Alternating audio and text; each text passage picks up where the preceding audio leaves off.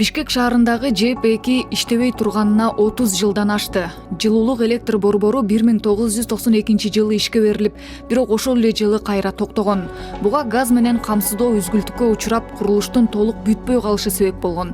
Андан бери стратегиялык жай болгону үчүн коргоого алынып кайтарууда турган эле болбосо, пайдасын бербей турган.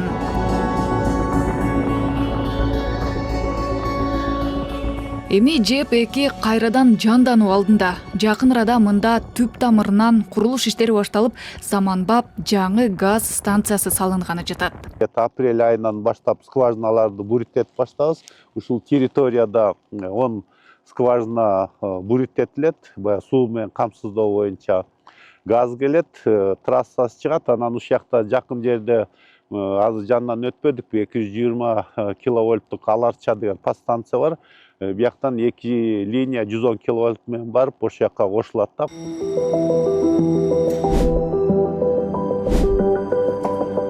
Бишкек жылуулук электр борборунун экинчи объектисиндеги химиялык цех 30 жылдан ашык убакыттан бери пайдаланылбай турган жайдын азыркы абалы мына ушундай. Мындагы жабдуулар ишке киргени токтоп тургандыктан жараксыз абалга келген. Эми бул жак толугу менен алынып демонтаждалып, жаңысы салынат.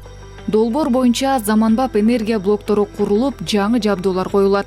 Буу жана газ генераторлору, 10 чакырым газ линиясы жана дагы 10 чакырым жылуулук жеткирген трасса курулат. Жалпы инвестициянын көлөмү $443 миллион. Мэрия менен Орто Азия Инвест Холдинг деген компания менен түрктүн компаниясы инвест соглашение кол коюлган. Бияка уже жаңы маловодный газораспределительный станциядан жаңы газопровод тартып кеш керек болуп атат.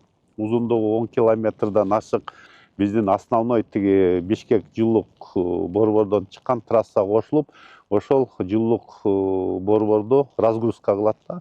Ошону менен бирге биздин шаардын тургундарына жылуулуктун качествосы да көбөйөт, количествосы да мынакей көп турак жайлар курулуп атат. Жаратылыш газы менен иштеген жаңы жылуулук электр борборунун кубаттуулугу 271 мегаватт. ЖЭП-2 ишке кирсе, калааны электр жана жылуулук энергиясы менен камсыздоо бир топ жакшырат. Бүгүнкү күндө керектөөчү кубаттуулук где-то 850-950 мегаватт болуп атса, бизде Бишкек жылуулук борбору болгон 450 мегаватт кубаттуулук менен камсыздап атат да.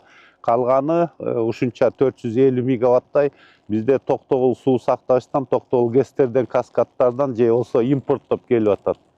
Бул баягы Бишкек шаарынын көз карандысыз мындай дал келбей атат да. Инфраструктураны жакшырткан стратегиялык долбоор Бишкектин энергетикалык дараметин арттыруу менен экологиялык жагдайы оңолушуна да өбөлгө болот. Газ станциясы 2 жылдан кийин 2027 жылы пайдаланууга берилет деп мерчемделүүдө. Нурайым Бейшеналиева, Азамат Кадыр Токтоев, Ала Тоо 24.